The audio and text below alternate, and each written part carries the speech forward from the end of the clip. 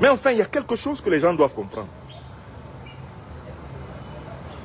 J'ai salué le fait que l'actuel gouvernement togolais ait participé à défendre la révolution panafricaine de l'AES. Et c'est cela qu'on appelle l'honnêteté intellectuelle. Contrairement aux gros menteurs, aux petits voyous qui circulent sur les réseaux sociaux et qui ne se donnent même pas la peine de procéder à une étude géopolitique et géostratégique de l'état du continent. Est-ce que vous savez que sans le Togo, là, le Mali, le Burkina Faso et le Niger auraient été effectivement agressés ouvertement par la CEDEAO, soutenus par les néocolonialistes français et les impérialistes occidentaux et moyen-orientaux? Est-ce que vous savez que si le Togo n'avait pas permis que le port de Lomé soit ouvert au Mali, au Burkina Faso et au Niger, ces pays seraient aujourd'hui enclavés sans littoral? Vous n'avez même pas honte de ne pas reconnaître des faits qui sont sous vos yeux? Vous pensez que l'uranium du Niger est sorti par où pour aller au marché international et pour que le peuple nigérien vive? Vous pensez que les richesses des pays sans littoral, là, elles sont en train d'aller sur le marché international comment?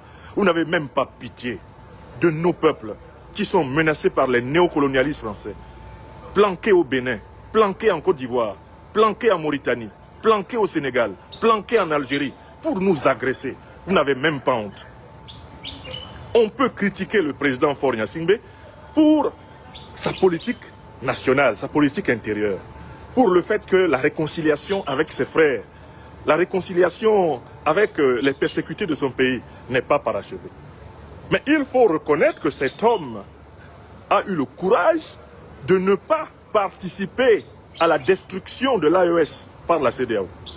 Il a eu le courage de commencer à revoir sa géopolitique, sa géostratégie, en se rapprochant de l'AES, en se rapprochant de la Fédération de Russie. Il a bien compris que c'est l'OTAN qui est derrière Al-Qaïda et l'État islamique, que ceux qui ont tué les soldats togolais dans la partie nord du Togo sont exactement ceux qui tuent au Mali, qui tuent au Burkina, qui tuent au Niger, qui tuent au Nigeria, qui tuent au Bénin, qui tuent au Cameroun.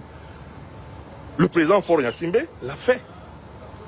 Et même si on n'est pas d'accord avec lui en matière de politique nationale, il faut lui reconnaître le courage et la lucidité géopolitique dont il a fait preuve. Et c'est cela la fonction des intellectuels critiques. On ne fait pas de la critique politique pour ne pas que les gens évoluent. On fait pour qu'ils évoluent, pour qu'ils changent. On fait de la critique politique pour que les gens s'améliorent. Les gens, ils sont assis. Il y a des peuples qui sont menacés de destruction totale. Et ils ne se rendent même pas compte que d'un point de vue géopolitique et géostratégique, mais le Togo est devenu un État vital. Il est devenu un État vital pour la révolution africaine. Il est devenu